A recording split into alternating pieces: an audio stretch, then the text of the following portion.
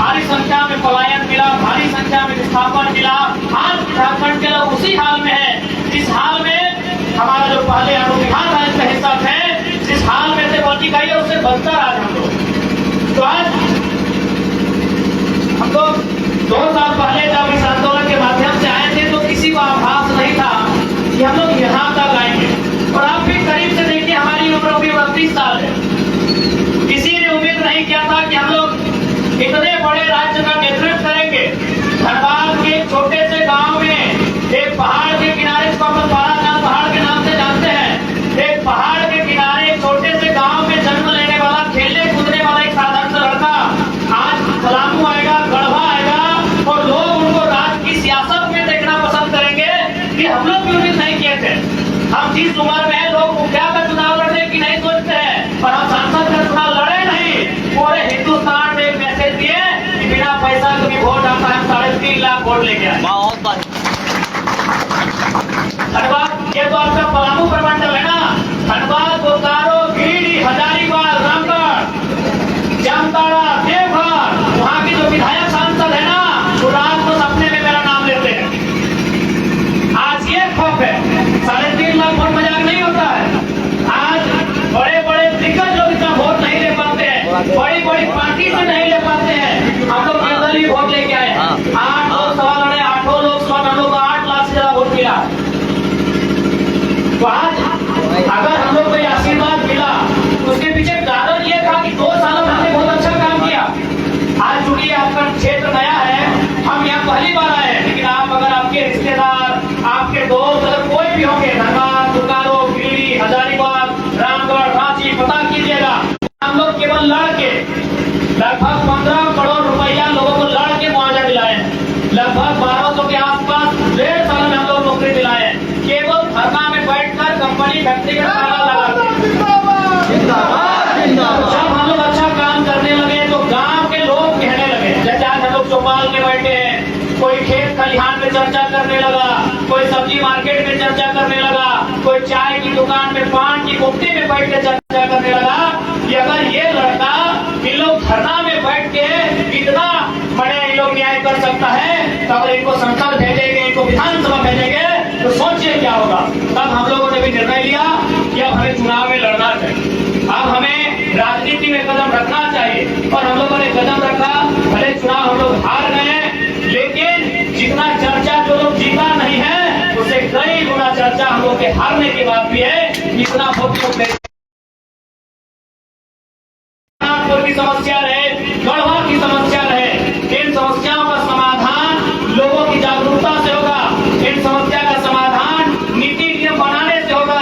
लेकिन आज हमारे राज्य में नीति नियम नहीं है। हम अगर 5 मिनट फुटबॉल का खेल खेलते हैं ना पेनल्टी के लिए, अरे 90 मिनट तो फुटबॉल छोड़ दीजिए, अगर मैच ड्रॉ हो जाता है तो पेनल्टी होता है ना, सब समझ लेना। पेनल्टी यानी गोली खाली रोकता है, गोल में किक किया जाता है।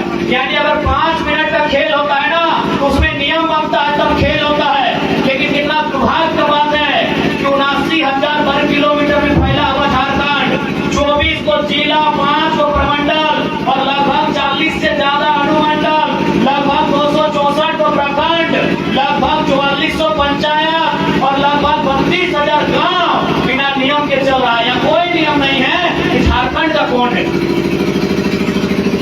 सभी का नियम है। आप बिहार राज्य चले जाइए, वहां नियम है कि कौन होगा बिहार राज्य का निवासी। आप पश्चिम बंगाल चले जाइए, वहां नियम है कि पश्चिम बंगाल का निवासी कौन होगा।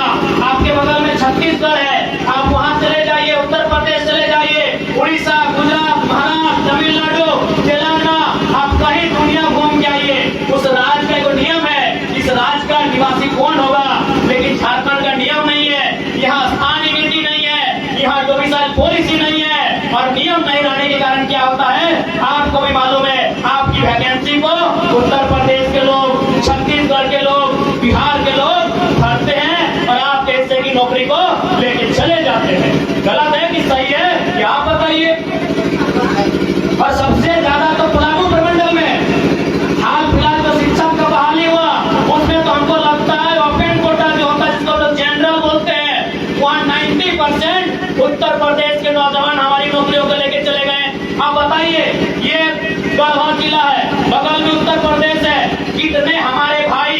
उत्तर प्रदेश में टीचर की नौकरी करते हैं, कितने हमारे लोग वहाँ बीडीओ हैं, कितने हमारे लोग वहाँ सीओ हैं, कितने हमारे लोग वहाँ दरोगा हैं? बताइए, आपको किनके बताइए कितने हैं?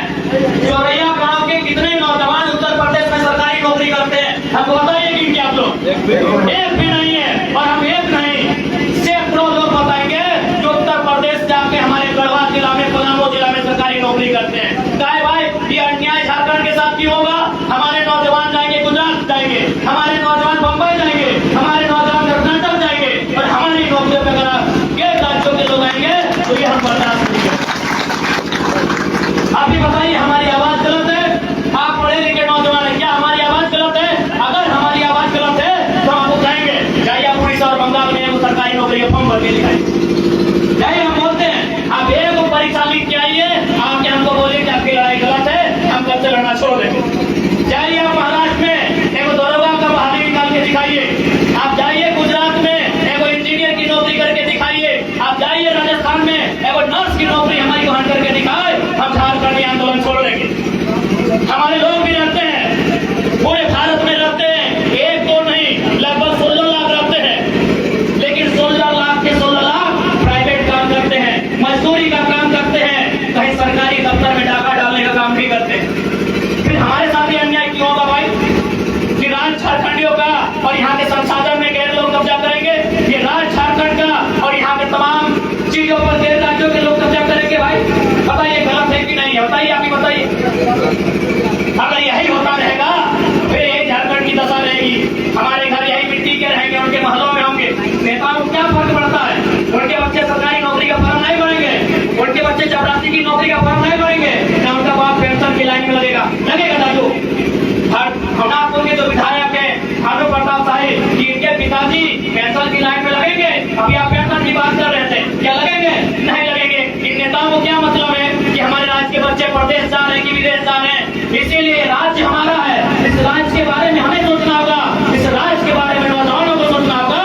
और अगर आप सोचते हैं इस राज्य के बारे में तो बस एक बात जान लीजिए, 2024 युवाओं का है, युवाओं के हाथों में आप जनादेश थमाइए, इस राज्य के बदलाव होगा। आपको विश्वास दिलाता हूं, राज्य बदलाव होगा। मैं आपको बोकारो जिले की एक घटना सुनाता हूँ। बोकारो में चंद्रपुरा नाम सुने होंगे, चारों तरफ कोयला का खदान है, बड़का बड़का बड़े कंपनी है। वहाँ 1 तारीख को जैसे आपके यहाँ जमीन लिया है ना, बगल में सेल है, जमीन लिया है डोलोमाइट के लिए, ठीक हमारे वहाँ भी कोयला मिलता है। वहाँ सिटी पीएस यानी बिजली उत्पादन होता है, डीवीसी दामोदर नदी से। वहाँ रैयत एक कंपनी आई, तो रैयत जिसका जमीन है, उन्होंने कहा कि हमें नौकरी चाहिए। ये डिमांड कोई तो गलत नहीं है, जमीन आप हमारी लेंगे कंपनी में तो नौकरी हमको चाहिए। तो आपको भी मालूम है कि झारखंड के रैयतों को पहले क्या मिलता है? पहले लाठी डंडा और 353 का केस मिलता है। जमीन आपकी है, वो जमीन पे कोयला भी तोड़ेंगे, वो जमीन पे पत्थर का माइंस भी होगा, लेकिन नौकरी आपको नहीं मिलेगा, ठेकेदार आपका नहीं होगा, वहाँ पर आपका गाड़ी नहीं होगा, वहाँ कुछ आपका नहीं होगा। आप अगर आवाज उठाएंगे तो आपको 353 का धारा लगा के केस किया जाएगा। तो बोकारो में भी यही हुआ, उनको एफआईआर किया गया, लेकिन कंपनी वाला क्या बोला मालूम है? 1 तारीख को एफआईआर हुआ, 1 जून को एफआईआर हुआ और बोला कि नहीं अभी केस तो आगे मत बढ़ाइए, 4 तारीख को इंतजार कीजिए, 4 तारीख को वोट का गिनती होगा। अगर जयराम महतो सांसद बन जाते हैं तो केस वापस कर लीजिएगा, नहीं तो वो लड़का कहीं नहीं छोड़ेगा। सारा केस आपको वापस करना होगा। आप पता कर लीजिए, कोई हम प्रधानमंत्री की तरफ फेंक नहीं रहे हैं। आप पता कर लीजिएगा, चंद्रपुरा बोकारो जिला दूर नहीं है। हम चुनाव जैसे ही हारे 5 तारीख को केस बढ़ाया गया, केस 1 तारीख को केस ट्रांसफर किया गया 5 तारीख को। हमारे वहाँ एक प्रखंड है, उस प्रखंड के पदाधिकारी चर्चा कर रहे थे कि अगर जरा मातो संसद बन के आएगा तो ये जो आप लोग मृत्यु प्रमाण पत्र में जाति आय आवासीय बनाने में जो पैसा लेते हैं ना, ये बंद करना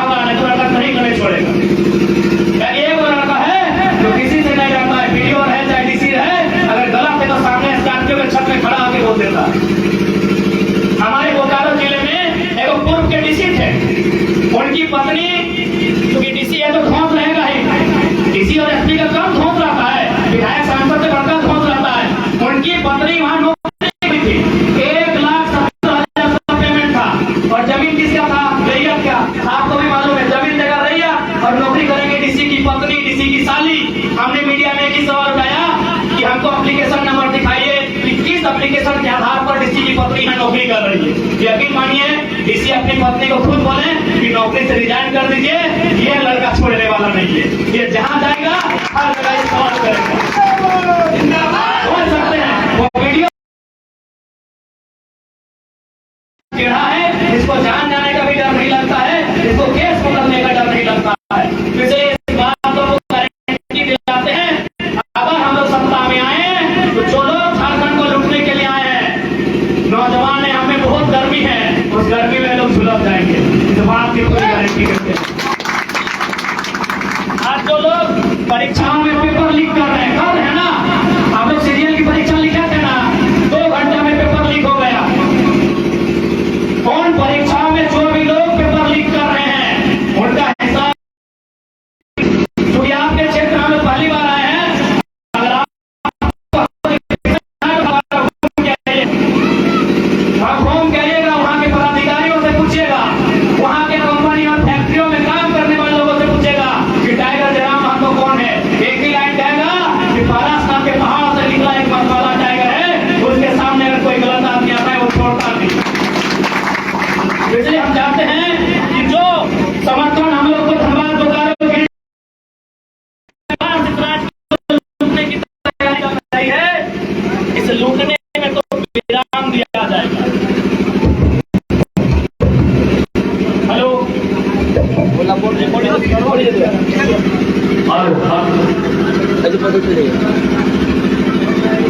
इसलिए आपके पलामू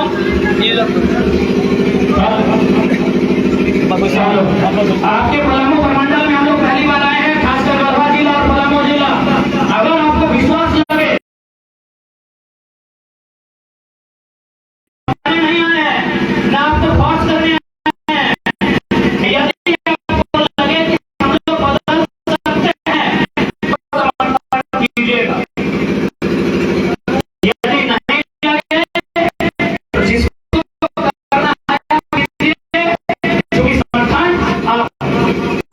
और विशेषकर युवा, क्योंकि युवा को अगर उल्टेंगे तो वायु बनता है, वायु यानी हवा, और हवा का जो अवरोध, हवा का जो गति होता है वो तेज होता है। इसलिए आप सभी से आग्रह होगा, एक बार हमारे जो नौजवान 2023 के महासमर के मैदान में होंगे, उनका आप समर्थन करें, एक बार आप उन्हें आशीर्वाद देने का काम करें। हम लोग पूरा विश्वास दिलाते हैं, इनकी तरह हम लोग पॉलिटिक्स नहीं करेंगे। हम लोगों ने